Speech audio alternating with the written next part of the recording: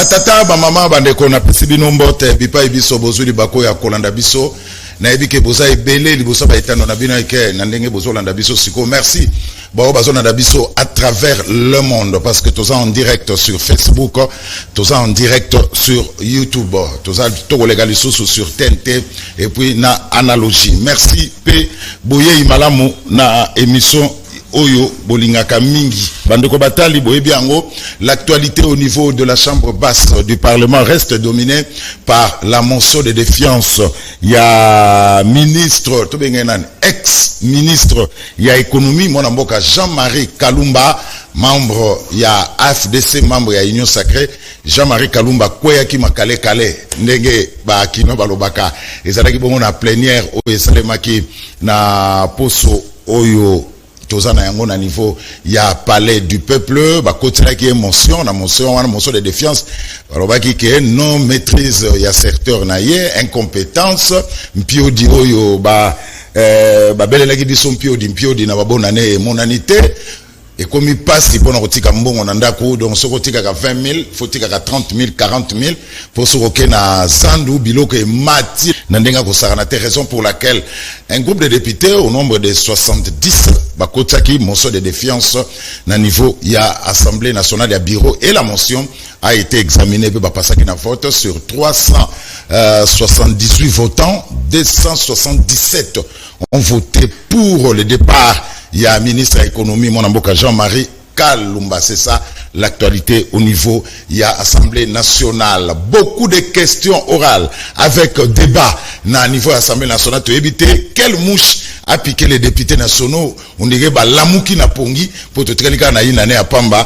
Mutula mutazo nga benda dracoté nae parce que les députés nationaux ont été l'objet de beaucoup de critiques au niveau des électeurs na bango ke bazo sala et loko morote na niveau il y a Assemblée nationale et les députés nationaux ils sont là bah telemi bah l'habitant biso tout ça a tout ça la musala les population ne peut pas biso musala alors faut tout ça la musala aux populations les abotinda biso il faut le dire c'est une première au niveau de l'Assemblée nationale de faire partir un ministre bureau il y a l'Union sacrée la majorité est de l'Union sacrée na chambre basse parlement et voilà l'Union sacrée bah l'ongoli ministre il y a Union sacrée c'est pour dire qu'on ne badine plus au niveau il y a chambre basse il y a parlement en tout cas bah question orale avec débat et ça kolandama toyoki il y a ministre des affaires foncières et ça déjà en préparation ministre il y a sport et loisirs ça c'est dit parce que les Congolais sont déçus par l'élimination il y a par l'humiliation il y a équipe nationale à Léopard face au Lion d'Atlas il y a Maroc honorable Oazaka gouverneur na niveau ya Kasaï oriental Ngoïka Sanji c'est lui qui est l'auteur il y a question orale avec débat adressé au ministre il y a sport pour nous qu'est-ce qui a fait que nous soyons humiliés est-ce qu'il y a eu l'organisation il y a eu la désorganisation on ne sait pas parce qu'honorable Ngoïka Sanji était dans la délégation oui compagnie qui Léopard na en Maroc alors pour le moment ça bouillonne au niveau de la chambre basse du Parlement. Les députés ont juré de ne rien pardonner. Même il y a 22 députés d'après mes sources. 22 députés et 22 ministres. Bah, déjà dans la liste. Il y a des députés. Oyo, Bokeba, Sogi, au salaire, ok. D'ailleurs, écoute, le VPM intérieur, Daniel Asselo a échappé belle à une motion de défiance. Alors, pour en parler, Toza Bongo, na l'un des signateurs, il y a motion de défiance, il y a honorable, il y a ministre Jean-Marie Kalumba, yé, Bourébie Malamou, Babengakaï, Papa Terre Jaune, Kombonaye, honorable Ogi Kalonji, Aza élu à Tchangou, na parti à Atika, et Ogi Kalonji, Toza na Kata Plateau, na PCA, Mbote Ming honorable. Mbote Ndeko Zulu, Namoni Ozongi. Nazali, calme ali, un mois. Un mois, ya kopema, nazongi c'est comme vous ça là parce qu'il fallait kopema. Mbote na yo, oui. Mbote na Baimboka. Baonyo so bazali kolanda biso na bilili, topesi ba mbote. Voilà, en mbote na yo pe honorable Ogi Kalonji. Alors, nous allons morote, nous allons maman Sylvie. nazala na mama Sylvie Bongo kala mingi te ako région de biso na kati ya plateau na biso. Alors avant to kota penda na mozindo ya masolo na biso bobenga kaye papa terre jaune.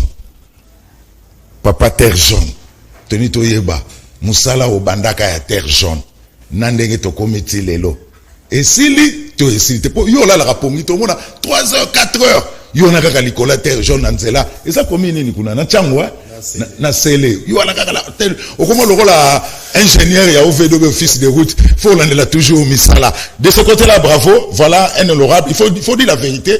Un député national qui est toujours proche de la population. Et ça musala to tinda gibino yangwana boke na bolo bela biso kuna na niveau assemblée nationale pour misale monana to moniteur jaune misala et salemi. Voilà un honorable. Moi personnellement na félicité na musala sala. Est-ce que terre jaune esili terre jaune esili misala esili oyo tozwaki nanu ya liboso mais chantier esili la kate, ça c'est clair.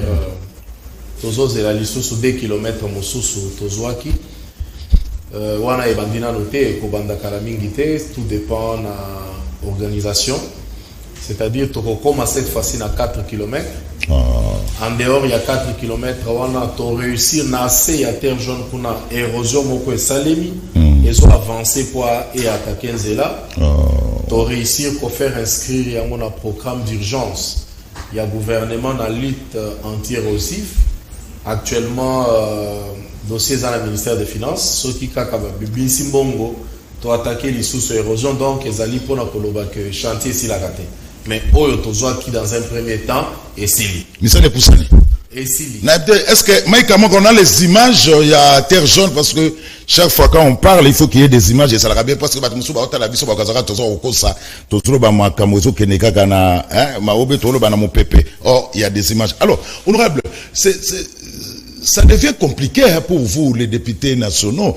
J'ai appris que les députés vont changer d'adresse pour Mutungi Seleki Mingi, au Golamoukalanda, pour déjà dans Libanda, il y a Porte à Lupan, on a eu plein de bateaux.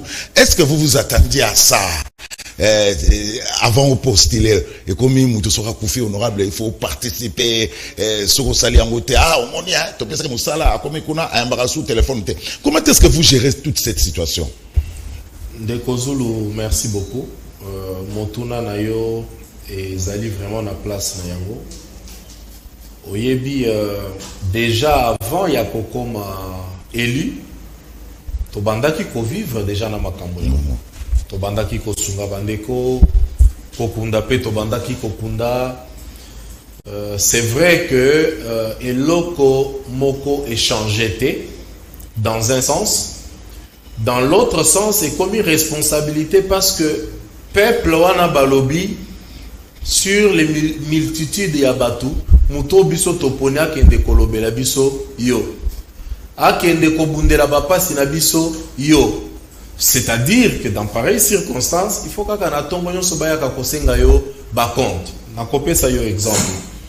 Omoni makambo esalamaki na ministère ya hydrocarbures dernièrement oyo Mokonza kitaki bakangaki ba dépôt ainsi de suite. Na debonon. Na debonon. Biso tozala kate. Mais to permité pendant plus de 4 jours bolamuki na tongo tali libanda 200 personnes. Na Kadhafi. Nandako. Nandako. Nga na collègue nanga Eliezer Ntambo. Bolamuki boye autant de personnes. Nyonso wana c'est quoi balobi non? Yon de toponaki bakangeli biso ba entrepôt kendo lobela biso. Mais bazo bossa na que Moutazo gérer hydrocarbures et ça Didier Boudimbo. Donc, Tozali ba élu, c'est des choses où Yesengeli to vivre na yango. Tozo continuer pour avancer côté kuna plainte à Tamokote Ezali. Alors, côté kuna plainte à Tamokote Ezali, à part terre jaune, quelles sont les grandes préoccupations de la population à Tchang? Oyo me makana Assemblée nationale. Oyebi de Kozulu, pour l'instant, et Yebani. D'ailleurs, depuis des décennies, problème, il y a insécurité, toko lo bela yangote. Ba infrastructure, c'est un problème permanent. Toko lo bela yangote. Ba problème ezali ebele. Niveau ya éducation, na chango éducation, ezana niveau moko ya semakasi. Même niveau ya ba infrastructure, na chango eza niveau moko ya semakasi. Donc makambo nyonso wana tozana kati ya kobunda po ba konzi ba comprendre yango. baye bakechangu eza miroir ya kin soki muto akiti na njili place ya liboso azo kitela eza na changu.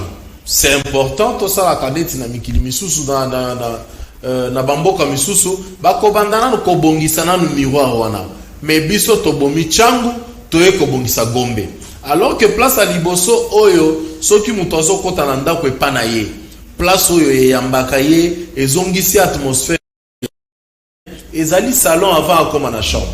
Donc changu ezali ti salon niveau ba conservation négligé changu biso ba eli ya changu tozo sepelate. Voilà, mais effort ni ce que vous ça là en tant que ba eli effort tozali ko sala ezali comme ba plaidoyer wana mutune tingai nazala kana vacances parlementaires te.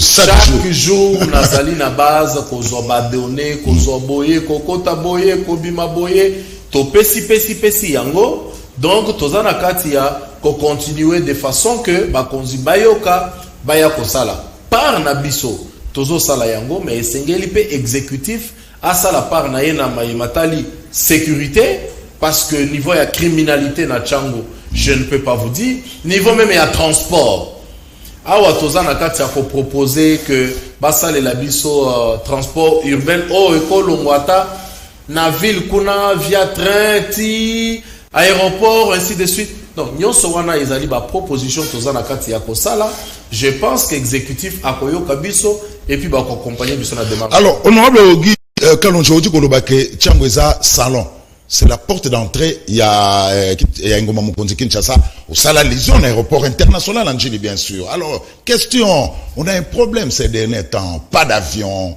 pour voyager na bandi yoza un homme averti ozo mona ndenge bat ba moko wele l'avion lokola bazo wele la 207. Est-ce que idée on est yeli on a noté au même pe na niveau de l'Assemblée nationale parce que avion moko totika na Congo Airways Kenya Airways a des avions à Botoli Ango, ça devient très difficile de se déplacer na niveau ya ba province. Est-ce que aussi au memi préoccupation na niveau de l'Assemblée nationale? Mais ndeko Zulu wana tuna ex-ministre ya économie. Tuna ex-ministre ya économie parce que oyebi c'est bien beau ya komisa na kitisi prix ya billet. Mais il faut pas oser à la mesure ya ko assurer suite wana. Est-ce que ba taxe ba biloko nyonso fallait ba kitisa ba futaka na ba compagnie est-ce que ezalaki prise en charge?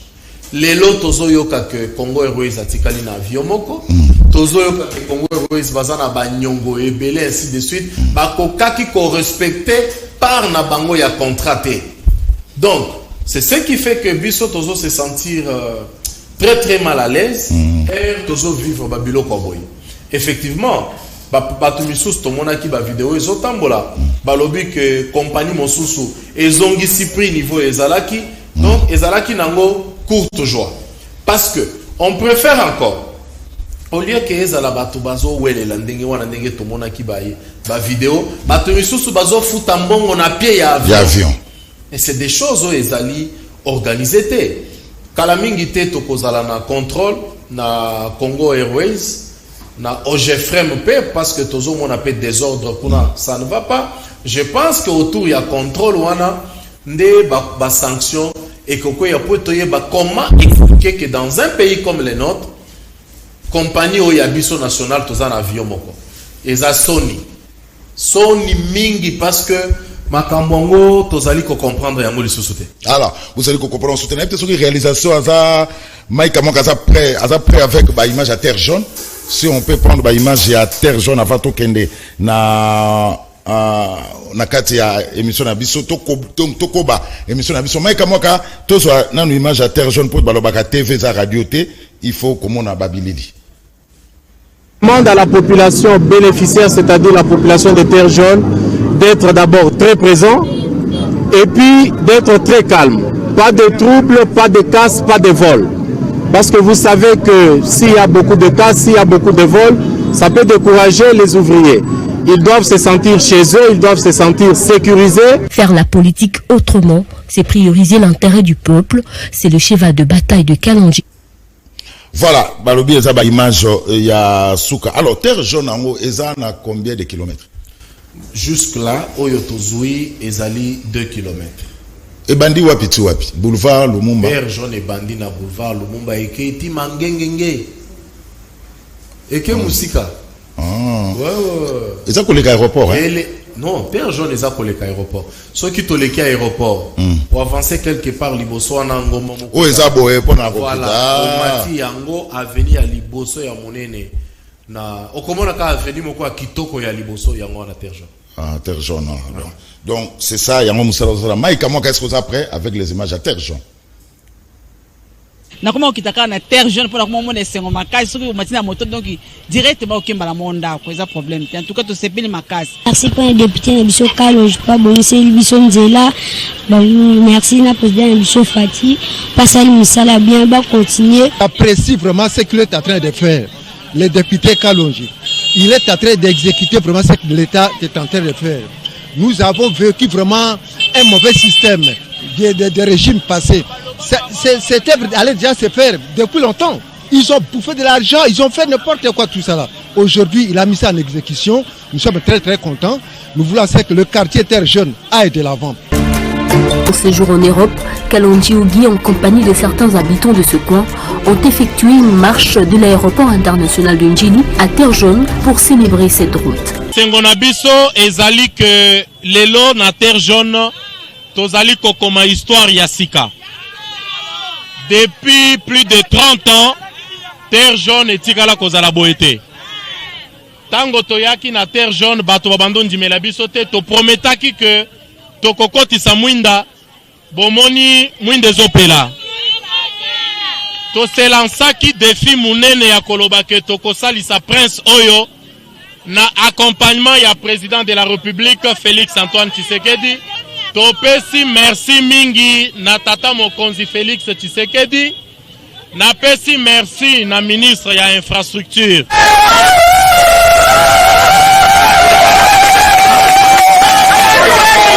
Présentement, la première phase de ces travaux touche à sa fin, occasion pour Kalonji de rassurer la population de la poursuite de la seconde phase. Pour se poursuivre, nous avions obtenu 2 km d'abord. Après, nous avons obtenu 2 autres kilomètres. Ça c'est dans un autre programme qui n'a pas encore commencé, qui commencera dans les jours à venir ou dans le mois. Donc la population n'a qu'à se calmer. Ici, ça nous a pris plus d'une année pour voir ces résultats. La patience paye.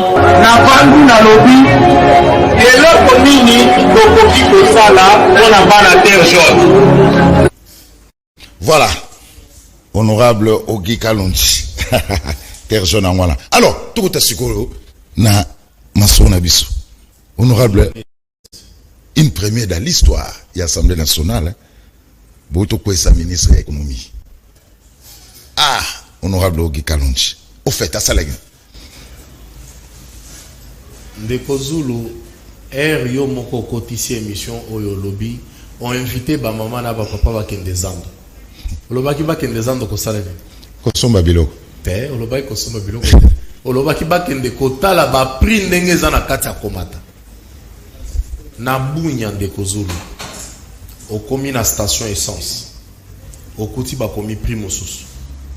Okepo opesa mbongo ya prix wana bazo yebisa yo kete eza prix oyote babaki si peut-être 10 000 francs likolo otuni me na nini bokomi prix mosusu a bobaki si 10 000 francs likolo pona ni alobi bokendo tuna ministre ya économie siko tomi tuni ministre ya économie nde aye awa koteka essence balobi kende na Kinshasa okende kotuna ye kende na ba supermarché kende kotala makambo ezo salema siko en dehors ya wana bampio di na biso oh tokopesa bido bampio di na fête na Noël tozeli Noël Ndeko Zulu yo liaki bampio tango kasi nyonso wana nde pesa ki biso kanda tolobi non bako continuer ko marcher likolo ya peuple congolais boyete et sengeli tozo responsabilité na biso to faire comprendre bakambi que non trop c'est trop peuple andimi bacha bino place wana to yambaki gouvernement ya ba warrior na esengo mingi to lobaki que bango baye ko délivrer peuple congolais mais nous nous rendons compte que na kati na bango eza na ba oyo bayeli nde ba scandale bayeli ko salela mabumu na bango et liboso ya ba situation ndenge wana tokoki jamais ko pardonner. Voilà, beaucoup qui jamais qu'on pardonne, raison pour laquelle bon attaque maman morceau de défense, mais pour en beaucoup d'abord la question orale avec débat. Non, en fait, toza la canaba procédure, toza la question écrite, toza la question orale sans débat, toza la question orale avec débat, interpellation, motion de défiance. Ils ont dépendre de l'appréciation na biso. Ndeko Zulu, olingi toya kosala débat pendant que na gauche, ok na katanga carburant, bato bazo boya kote kalisusu pourquoi ba prix. Oye awa la même chose. Ok na ba supermarché do biso to sala na no débat, mais totika bandeko bazo kufa. Toloba ki non. O ezali oyebi balobaka toujours ventre affamé na point d'oreille. Na tango wana tozalaki na chambre mosusu te que kokende na sanction extrême pour na couper sa leçon na bao nyonso bazo sala ke ba mettre fort na bango ensemble pour na nourrir peuple congolais qu'il se esengeli basa la attention parce que sanction ezali koya. Voilà, maika morato soka ba illustration ya plénière wana ndengele kaki. Alors d'autres langues disent que les députés pétitionnaires ont été corrompus par les indo-libano-pakistanais. Bah, parce que tout montant, $700 000 y avance, et puis 300 000 babi, déjà le rôle à Kalumba Koui, Mbogezao Kabamana, la toilette, il y a palais du peuple. Vrai ou faux? Maïka Moka, bah, illustration après, il y a plénière. C'est vrai. Vrai, bah, député Tozala qui corrompu. Peuple congolais a corrompre biso. Te babi, bah, les indo-libano-pakistanais. Corrompre biso na bango. Peuple congolais corrompre biso na attention na bango. Est-ce que olingi na retour to trahir peuple wana? Non, ça n'a pas de sens.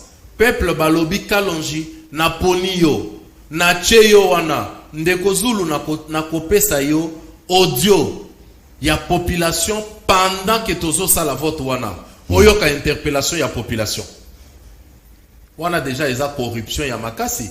Pona tumwa babiloko mike oyo te baendo pakistanais biso tozo bundela baendo pakistanais te biso tozo bundela peuple po babi bangonde ba tenir économie na biso.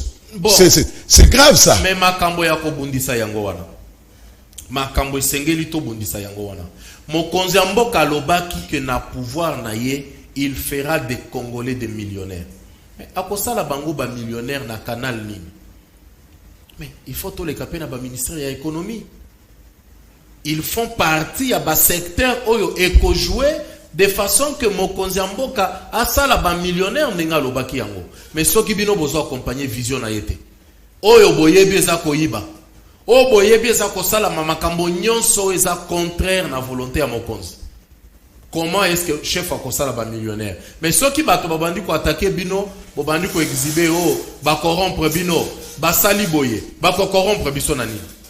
Na $700 000. $700 000 Ndeko Zulu. 300 000 besoin quand après.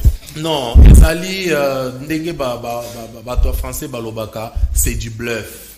Biso tozali très conscient na musala tozali kosala, tozali très déterminé na musala tozali kosala, mais na ba réponse ya ministre Oyokaki, il n'a rien répondu, il n'a pas rencontré volonté na biso tel selon bah information biso tozala kinango a rencontré à ta préoccupation mon côté.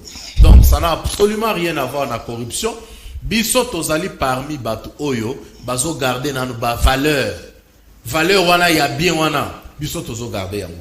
Biso toyebi que corruption ezala kamala muté muto akoya ko corrompre biso azalité biso toyebi que koyiba eza malamu te ba valeur wana peuple a ko compter sur biso.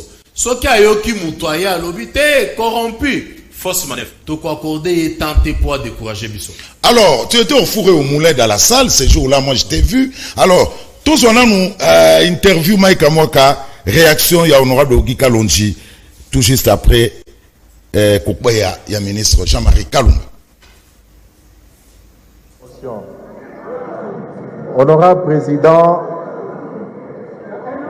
avec tout le respect que je dois à mon collègue de Okusu, qui Salomé Banda full stop, je pense que personne ne peut être contre une telle motion. Et je félicite d'abord les collègues. Honorable Président, on a tout dit. En toute humilité, le vice-premier ministre a commencé par s'excuser. Je ne suis pas d'accord avec lui sur beaucoup de choses, mais aujourd'hui, je vais mettre tout ça dans ma poche parce qu'il y a un débat très important. C'est comme le match retour de nos léopards. Je suis pour que nous puissions mettre fin au débat, rappeler les collègues Kayembe ou passer au vote et accorder le temps au VPM d'aller se préparer pour rencontrer les préoccupations des honorables députés aujourd'hui et ici même. Je dis honorable président. Merci collègue.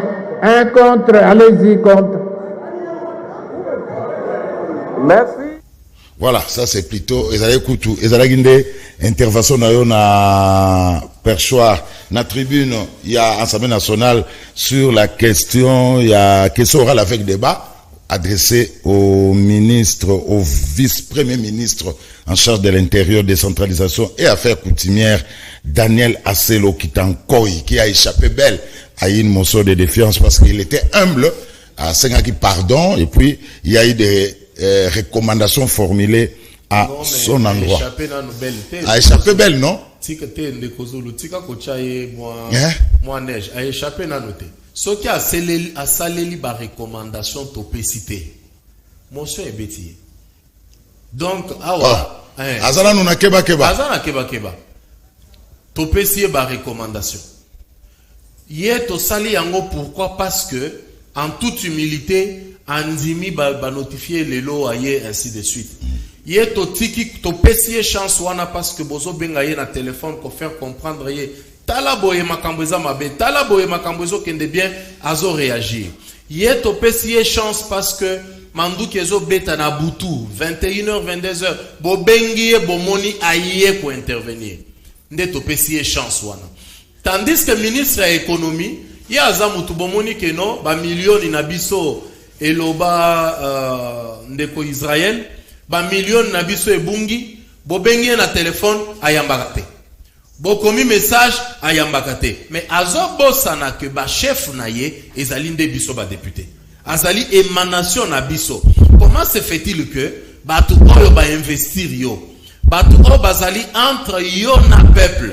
Bazo benga kopesa yo doléance ya peuple na téléphone oyambité. Donc yo moko mimoni mapeka ilongwawa ekomi kuna nde tolobaki muto boyazo mérité lisusu chance na bisote tocha yepembeni. Voilà, alors tozonga ba Mike tozwa interview ya honorable Bindoule qui est le porte-parole à pétitionner pour la motion de défiance contre le ministre ya économie.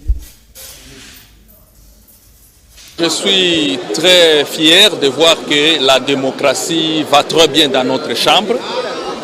Et le contrôle parlementaire, ce n'est pas l'acharnement. Mais ce que nous avons fait, c'est parce qu'il y avait un problème que nous avons soumis à l'Assemblée. L'Assemblée a voté pour la motion de défiance contre le ministre de l'économie.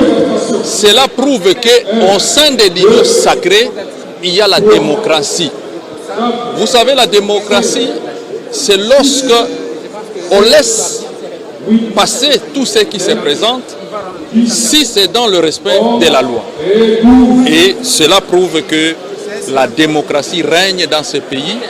Il n'y a pas de mot d'ordre. Ce n'est pas comme à l'époque de la Deuxième République ou à l'époque où Kabila gérait ce pays. Aujourd'hui, nous sommes dans la démocratie. Et il n'y a pas de mot d'ordre des autorités morales ici. Les députés ont voté librement et voilà les résultats. Le ministre est parti et demain il doit déposer sa démission auprès du Premier ministre. Les autres doivent savoir que dans l'union sacrée c'est le travail. Tu ne fais pas ton travail, ceux qui t'ont donné le pouvoir vont te retirer ce pouvoir. Et voilà, nous venons de le faire. Mais le bureau vient d'abattre un travail énorme, sans s'ingérer, la neutralité totale. Et nous avons passé au vote Et vous avez vu le climat dans la salle. Il n'y a pas eu de menaces où le président ne s'est pas imposé. Il a laissé la parole à tout le monde. Et voilà, nous arrivons à un résultat. Donc, nous disons que le bureau respecte les discours de l'ouverture de cette session. Voilà, honorable Bindoulé, porte-parole à ma pétitionnaire pour la motion de défiance contre le ministre et économie. Alors, le ministre de l'économie est parti. Quel est maintenant l'avenir de l'Union sacrée? Parce que Boche Bahati va bien en Mbelina Moukon. L'Union sacrée, mon consinango est Bahati, to est Félix Tshisekedi. L'Union sacrée est Otambola Ndenge Zalaki. Biso toche Bahati Mbelina Moukongo to punir des ministres et gouvernement. À un moment donné, c'est ça la différence. Ceux qui va nommer un ministre, vous allez sur ce ministre à parti politique, au commis ministre et à gouvernement. Ministre et à gouvernement, osent répondre directement dans l'Assemblée nationale. C'est-à-dire ceux qui tolingi to sanctionné yo, to kotikala jamais kota la parti politique ou kota la ba implication en parti politique. Et loko wanande ezali koboma mboka na biso. Et loko wanande ezo sala que dolingi bo sala ba parti ba eko s'ingérer. Te ba parti to chango pembeni. Soki déjà bo sali choix ya batu. Botindi bobo sana bango. Ba komi batu ya république, ba komi batu sous tutelle ya premier ministre nde akomi ko konza bango, azo pesa bango directive oyo mokonzi ya mboka azali ko attendre et pas na bango. Alors, tozongi sous pas Mike Amwaka pour to soit réaction na yo jour il y a motion de défense contre le ministre, il y a économie. Bon, l'histoire ezali moko to sale la peuple, ceux qui mokonzi atie linzaka na na ordonnance konomé yo parmi ba peuple congolais azo salo confiance. Yo pe ceux qui obandi ko sala po ete o répondre na besoin ya peuple congolais o accompagner vision mokonzi mboka parce que au bout du compte yende akoya ko répondre na population. Alors ceux qui osent saler la peuple des sanctions et za auto ou tu peux ce ministre de l'économie sans recul. Donc koya na union sacrée ezali blanchisserie, ezali carte blanche té, kozala na union sacrée za charge pour na ko saler la peuple. Voilà, honorable Ogi Kalonji. Alors, le ministre de l'économie est parti, mais la population vous critique toujours. Clameur public est là qui a ram. Mais on a compris que les députés nationaux, vous avez protégé le ministre Kibasa, mais vous baki Kalumba na ekulusu. Est-ce que l'Ikambouya ram, un jour, tout le monde a fait Kibasa son rapport à motion de défiance? Mais Ndeko Zulu, oyebi peuple a sala biso confiance. Nazali Mutuali Bosso yako koma contre likambo ya ram. Mutuali Bosso. Tango tokomaki toyebaki de quoi il s'agissait. Démarche et bandit to évoluer étape to comme niveau ya ko faire fléchir gouvernement. Si va statuer dans conseil de ministres que tozo supprimera. Après avoir escroqué déjà la population. Non, d'abord seulement comme sa gouvernement oyo depuis tout ce temps tozo lobela makamongo bazo zo ba décision te ba komi na conseil de ministres balobi en tout cas sikoyo tozo longola ram et ça déjà victoire ya liboso. Ça c'est très important. Victoire ya mibale. Ceux qui ont allé dans le téléphone bakata rayo le sosoramte. Mais ba mega mobulu. Kasiti yangonde tozali nango ko kende malembe na sala ki intervention moko dernièrement pona koloba tozo zela décret ya premier ministre. Pourquoi? Parce que ram ezalaki mise en place par décret ya premier ministre Mozito. Et Sengeli sama lokonde azo ape décret pona kocha yango pembeni. Yango wana nde tozana kati ya kobundela sikoyo. Na uti ko iloba na yo sikoyo awa que soki ozana dialogue ki basa azwa kitan ya ko sala dialogue na biso bobengi ayambi botunie mituna ayebisi bino honorable toza na étape boye tozo kende boye mais oyo bozo benga so yambate ndeko Zulu olingaki to sala ndenge nini bandeko bapesa biso confiance mais ko critiquer ba continuer ko critiquer biso critique wana nde ezo sala que to continuer ko s'améliorer du jour au jour soki babandi ko betela biso maboko to ko salela bango lisusu musala te. À qui le prochain tour après Jean-Marie Kalumba? Te baza moi ebele. 22. Na yebite. Ngam na une information. 22. Yo ko confirmer. 22. Botomboge inane etikali mais bon tozo tala nanu makambo ko za ndenge ni topesi ba recommandation na biso bayoki yango na ba intervention tolobaki posa na biso ezali ya kolandela bino kokata bino mitute posa o ya biso bozonga na nzela bo servir peuple azo compte na ye na musala bozo sala tokozala na bino problème te. Voilà, honorable Ogi Kalonji va porter plainte hein. On menace qui est un administratif et un Sénat en plénière. Plainte nini wana? Ouais, il s'appelle Chris Mukendi, ce n'est plus un secret. Abiyo Mutotinde Batuba menacé, raison pour laquelle on vous a porté plainte. Ndeko Zulu yebi tolobela ta makambo terre jaune. Tolobela déjà. Tolobela terre jaune. C'est ça. Tolobela terre tolaxu pe kuna ba image. Ils a tellement ébélé que qu'on vend dans la télévision, qu'on vend de la bakombo wana. C'est très compliqué. Rendez-vous na justice. Rendez-vous na justice. Voilà. Parce que yebi soki omi beti tolo lobimbo na kende na justice. Zala peu près, il y a quoi assumer. Rendez-vous na justice. Nazu nanu invitation à justice te. Soki nazu yango na kobenga yo na kolobande ko Zulu. Zwa caméra na yo. Il y a kato kende parce que na ke ko répondre à justice. C'est ça aussi grandeur. C'est ça aussi kopé sa justice na biso valeur. Mais il faut oyeba. Balobi na tangi, balobi coups et blessures. Oyeza maboko ekobeta mutute. Maboko ekobeta te. Eko agresser pe mutute. Donc, nazo sala musala nanga na boto signonso, na respect nyonso, mais il faut pas qu'on profite na tendresse nanga, na douceur nanga, ko kanisa que facilement au kocha biso musapina munoko. Non, ça on ne peut pas accepter. Alors, biso tozo sala musala pour défendre le pouvoir. Tozo sala musala parce qu'on estime que le peuple congolais doit être au centre de notre action. Mais yo soki ozoya sikoyo olingi okota entre action na biso tozo sala pona intérêt ya peuple na ba intérêt na yo privé. Ndeko Zulu, il faut faire très attention. Vous savez, on a que ce peuple. Ngai na ko répondre liboso ya peuple. Kalon jokenda ki osala kinini. Mais quand vous pouvez vous permettre, toza quand même ba père de famille Ndeko Zulu. Ozotanga pe olobi ba 70 députés wana.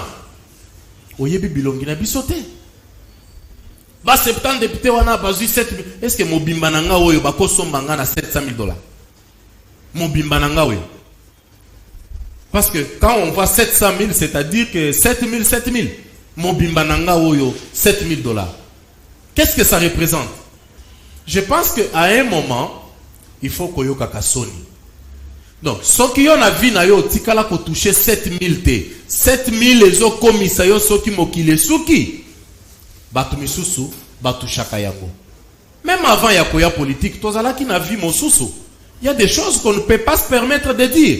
Alors, aux occasions ya kozwa micro, prends le micro avec beaucoup de respect.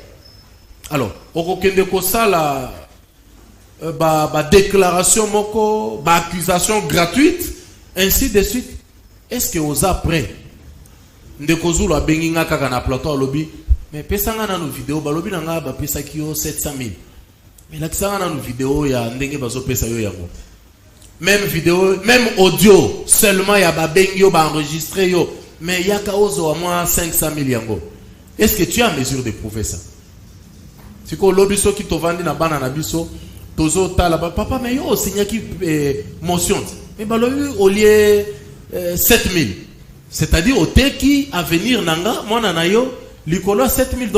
Non, Moko, on doit apprendre à respecter les gens. C'est pas parce que Toza est élu, on se dit que bon, il y a des choses qu'on ne peut plus faire. Moi, je n'ai pas reçu cette éducation de mes parents. Kobe Tabatu, quoi agresser, je n'ai pas reçu cette éducation-là. En tout cas, j'ai eu une très bonne éducation, à tel point que na tikala comme on a papa nanga zo betate. Na koya ko beta na ndenge. Moi, tout ce que je connais, c'est éduquer. J'éduque avec ma bouche. Alors, et ça vraiment débat moko, rendez-vous na justice. Voilà, rendez-vous na justice. Membre ya Union Sacrée, honorable, coupant na train à combien de minutes, membre ya Union Sacrée, honorable Naningi, Batozo Talabiso Baza, vraiment éparpillé à travers le monde.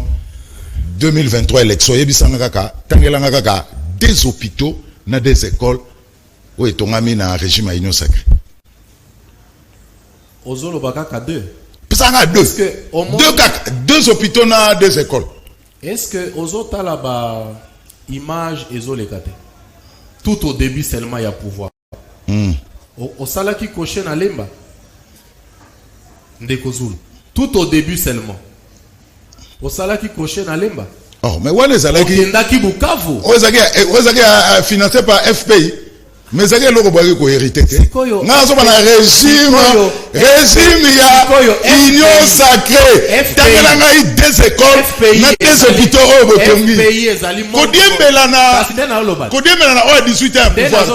FPI est monde Mosusu. Et un régime kende na Kasai oriental.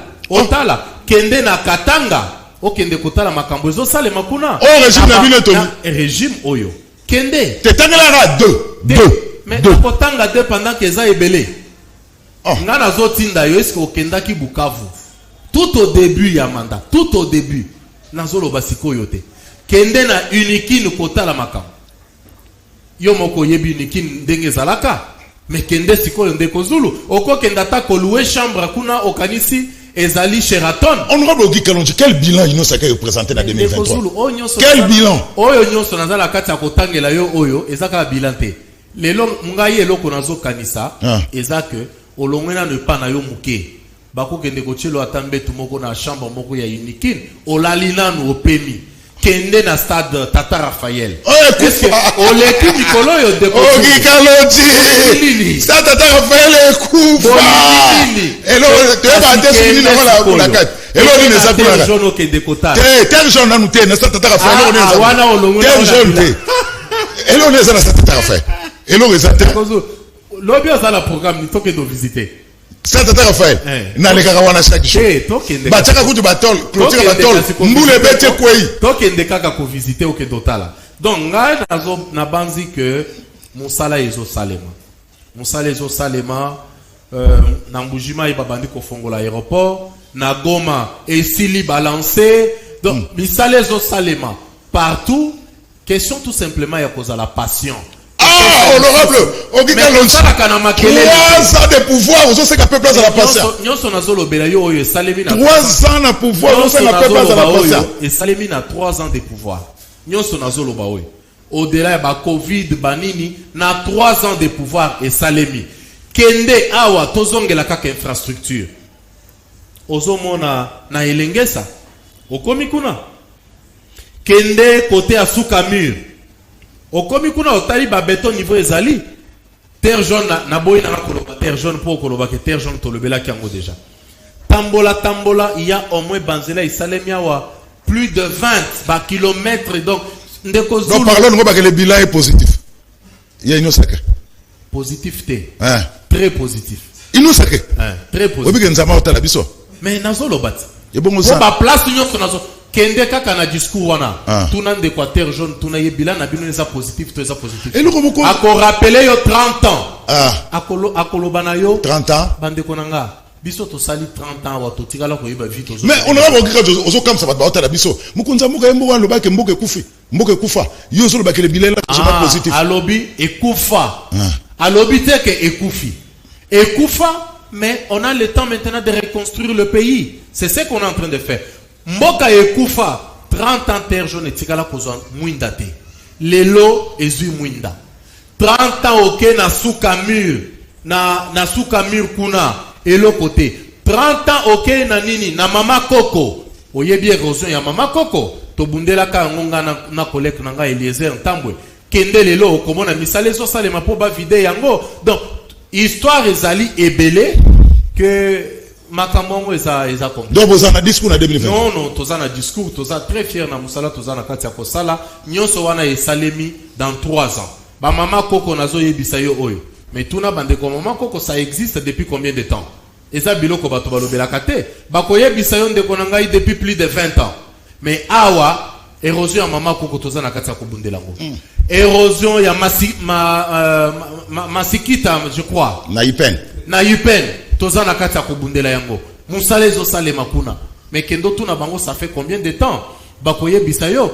Donc nyonso wana bocha ngo na actif ya pouvoir bopesa biso temps ya kokende ti to silisi manda na biso boko sepela. Zande Kangama cabine marché 0 trou Bokassa Zikida 0 trou Mwinda ezalaka te, Maï ezalaka te, biloko emati, honorable alobi to pesa bango temps, le bilan est largement positif. Likamute. GBT Mikolo. Ah, Kimwenza ekangama. Kimwenza ekangama. Victoire, voilà Koutou, n'en parlons même pas. Tozo ya Tozo la entre 2023 n'est plus loin. Tozo sala makambonyo sona de toutes les façons. Biso Tozo tale la 2023 te. Tozo sala musala na biso 2023 izo yebise biso ilo côté. Et ya lelo et ya lobby Tozo sale la peuple congolais. Entre les potentiels candidats présidentiels, nani pena na inosa ke bo banga. Biso toko banga na. Faïlou, kaka Félix Tshisekedi. Faïlou, Moïse Katumbi. Tozo banga Félix Tshisekedi. Ce qui Félix Tshisekedi mosusu à se reproduire aye contre Félix Tshisekedi to bangié. Mais ce qui a zate, toko banga na. Aname conscience Félix Tshisekedi va briguer un deuxième mandat. Aname conscience. Mais nanyo sozo sala oyo a briguer ngo tendengeni. Peuple alingié. Nyonso balingié. Balingi musala zo sala. Siko bon sozi na yeka sa pour remplacer. Honorable Bikenzama Zotala. Tolo bakaka sozi na ye a ko remplacer ye. Honorable Bikenzama Zotala. Kasi. Azo yoka yope. Azo yokanga. Passe au peuple moi. La vie devient intenable. Ayebi ke oyo mwana nanga. Azu pouvoir lelo, babitumba politique, baboye, ba covid, banini, mais azoko bakaka. Azana kati ya ko bousculer makam. Bolingini. Si ça n'arrive pas, si ça ne marche pas, la faute revient à qui? Aux collaborateurs, à quelques membres du gouvernement ou à qui? On n'est pas dans l'option de si ça ne marche pas. Pour nous, ça doit marcher. Mais ça ne marche pas. Ça marche. C'est la raison pour laquelle. Ça bandeko bazo le kanaba média ko finga kabiso ba corrompu. Il faut qu'on y ait bisabango bolingi peuple congolais.